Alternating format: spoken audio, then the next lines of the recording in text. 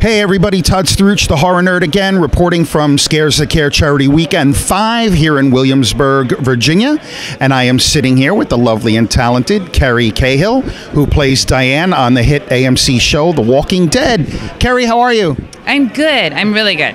It's the end of the day, so I was like, oh, I think I'm getting tired. I need coffee.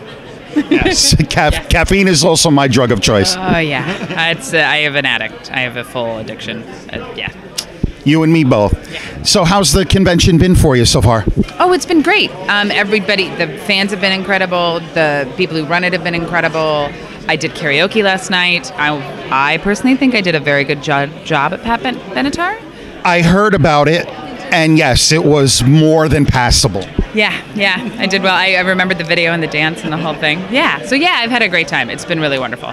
Yeah, the one thing I haven't done yet is check out all the vendors, but I'm going to do that actually after this. Excellent. Yeah, there's some great stuff in the room over there. There's a lot of cool stuff.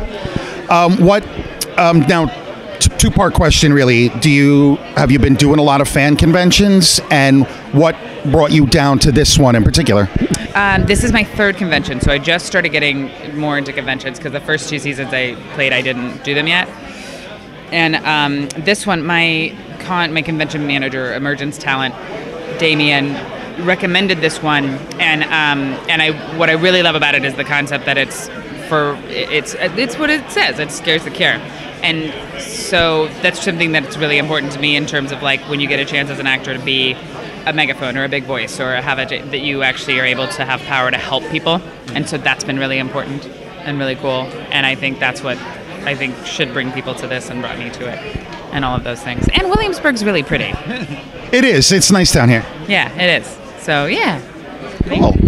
So you get the call that you have scored a role on one of the biggest shows on television. Tell me about that moment, about that time. So, number one, sounds terrible. One of the things I said is like, finally! Because I'd auditioned for the show a lot. Not a ton, but enough.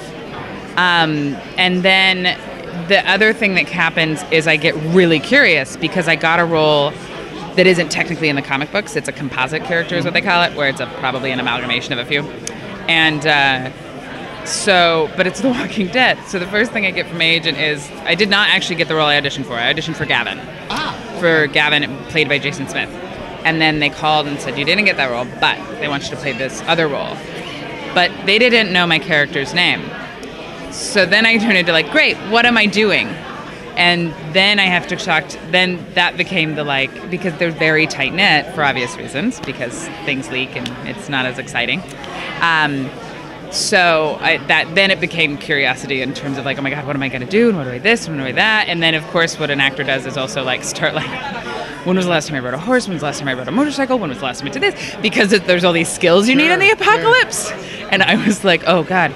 Okay, I've got to like boost all my skills again and all of that, and make sure I keep them up, and but it's always really exciting because I don't think people realize how many, I've done 20 auditions in a month before and booked one of them, and so to book a role on a TV show like this particularly, where it's still, there's no way for my head to wrap around the fact that 14 million people watch it on Sunday, I did a viewing party with my friends, my first episode that aired, and at some point I was like, are there really that many people watching me right now? And then I was like, yeah. Oh, wow. It was really interesting to just be part of that. And that's the thing is The Walking Dead isn't just a show. I mean, it's a whole culture, like the conventions and the horror culture and all of that. And so just learning about this and getting more into that has been really incredible. That's awesome. And as you have probably been discovering, we Walking Dead fans are passionate about it.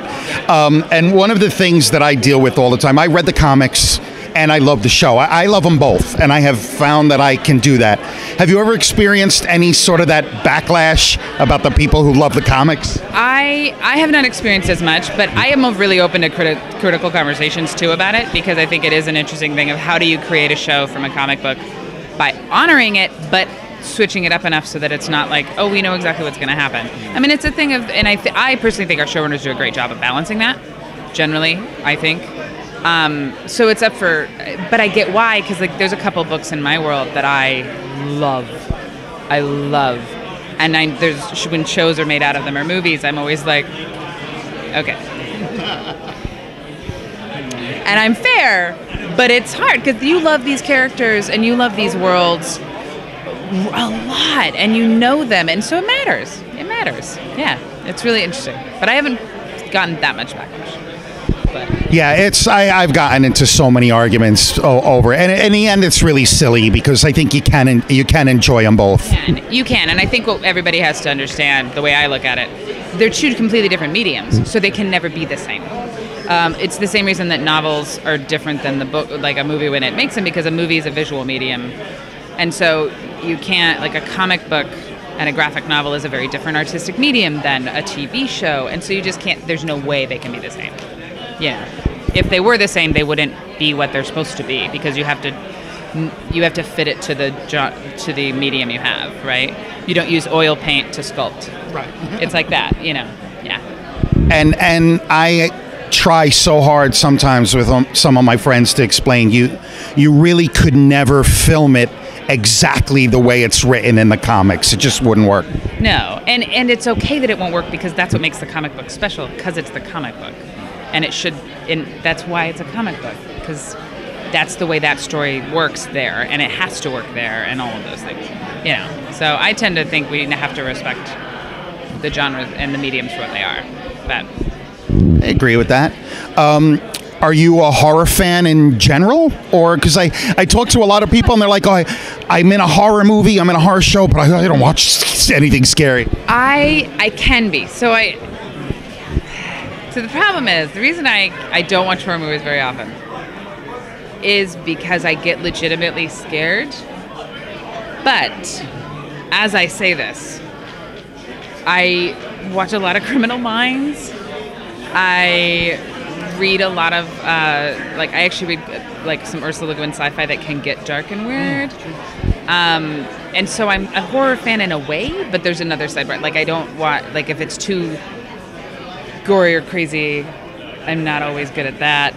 But when The Exorcist got re-released, I was in college and we went to see it and I was on the big screen, and of course I'm gonna see that. Sure. So I'm in that type of horror movie. I'm like, okay, ghosts. I'm really into that type of supernatural horror stuff like that. But I did not sleep till dawn. I didn't, because it was well done and it was really scary, and I was just like. And I was in New Orleans at the time, and New Orleans is already a dark, eerie city, and so I was like, ah! Yeah, so that's the thing, is when I watch horror movies, I don't sleep. So I can't watch them until unless I know I can, sleep at dawn. I get it. I'm very much a horror fan, but I'm the same way. I cannot sleep with my closet door open. Yeah. And I can't sleep with any part of my body hanging off the bed, right? So I'm not crazy, right? No, I'm the same way. And I have dogs, and I actually have trouble sleeping when my dogs aren't around, because I know they'll wake me up if something happens. And they'll yeah, it is. I have a thing. I am not crazy. You're not crazy at all. Thank you. It totally makes sense to close your closet door. There's a guy in costume rocking behind the camera right now, and he's really creepy looking. It's amazing. I actually know him, and he is creepy. Yeah. Uh-oh. Oh, see, this is like The Exorcist. This is why I couldn't sleep till dawn. Folks, see, this is what happens. Father Evil pays us a visit. I grew up Catholic, so all of this symbolism. Oh my God! No, God, he's not here. Ah! But I am. Seeing the faces flashing and the Linda Blair. And I'll pray for you, my child. Thank you. See, I'm totally. A little cameo by Father Evil, everybody. Are you all right? But I'm serious, I have an imagination. I'm one of those people. I have I just do. Yeah. Oh, that was great. That was fun. So now, in addition to The Walking Dead, I mean, you were in some other notable projects. Mudbound was critically acclaimed. What'd you tell us a little bit about that? Well, so it's about two soldiers who come home from World War II, and it follows them once they get home, and one is black and one is white. And we in America haven't really seen that story before. It's one of the things I'm excited about in film right now, is we're seeing a lot of stories we haven't seen told necessarily. And they're not treated the same. It's the 50s in southern Mississippi. And but they're the only two veterans in their town, and they have an unlikely friendship. And so it sort of follows them and their families and what they have to go through to come out the other side and heal, which is not always easy. And I play one of the people in the town who is really sweet and wonderful to Jason. I was about to say Jason Clarke's character because she's sweet to him as well, but Mitchell's character, but yet when he's treated like crap by the racist guys who come in, I do nothing. But that's what happened, and I think it's really important to tell stories like that where we all want to be the hero, but the problem is there really weren't that many heroes at the time. People weren't stepping up. People weren't, stepping in. And so I'm a person that would hopefully have stepped in, so it was kind of hard to play that because I had to be somebody that just didn't do anything. I was a bystander, which sucks. Yeah, but it was a really beautiful. I think I was just really incredibly glad to be part of that because it was an incredible film. Cool. Other than The Walking Dead, what you have any current projects? I know the show can be a little dicey about you working on other things at the same time. But is there anything else you can tell us about? So off season, like this past winter, I filmed 2 different films, and they're both. One's a bit of a thriller, and one is a total horror movie. And I'm really excited about it because. It's a really good script because I read it and I was like, like that. I was like, yeah. And it's with Armie Hammer. Oh, cool. Which I always say his name and I'm like, Armie Hammer? No, it's Armie Hammer. And he was really great to work with. And he's taller than me, which is not always doesn't always happen. And that will be really fun. So they're both. The other one is called Through the Glass Darkly, and that's the one that's more of a thriller. And they're both kind of Southern Gothic. The one with Armie Hammer is called Blatodea right now. I think it's a working title, and it's a species of cockroach. And I hate cockroaches. They're like the only insect or animal I actually don't care about. I love bugs and butterflies and all the things, and snakes and spiders. I actually love all of those things, not cockroaches. And then Through the Glass Darkly, I sort of get to play this like tough, which I knew a lot of these women growing up, these like tough broads who own like the local bar. And I just love characters like that. And her name's Cricket, and I just love her. Yeah, so. That's cool. So those are coming out this year? I'm not actually sure. I think they'll probably we're in the summer of 2018, so they will probably come out within the next 12 months is what I would say. Like, look for them the next 12 months. Yeah. Fantastic. Right. So how can people follow you along and other than watching you on The Walking Dead, how can they follow you and find out what you're up to? I am way better on Instagram than I am on Twitter. I think everybody has figured that out because I think my Twitter following is just like, because I'm not good at it. 140 characters or whatever it is now. But I still, I can't. But Instagram is Kerry_Cahill. Twitter is I am Kerry Cahill. And then I have a Facebook page. And I'm not great at technology, and I just got an app that I can now make it post to everything, apparently, and schedule things, and I'm going to get better at making everything share. But Instagram, I'm really great. But you'll see a lot of photos of my dogs, my cats, and the bugs in my yard. That's cool. Yeah. I did catch a lizard fight the other day. Really? Like 2 lizards just having it out territorially and not fighting. They just stalked each other and had all of their fins and blew up, and they were just, it was amazing. I mean, they're this big, but it was really cool. Yeah. That's very cool.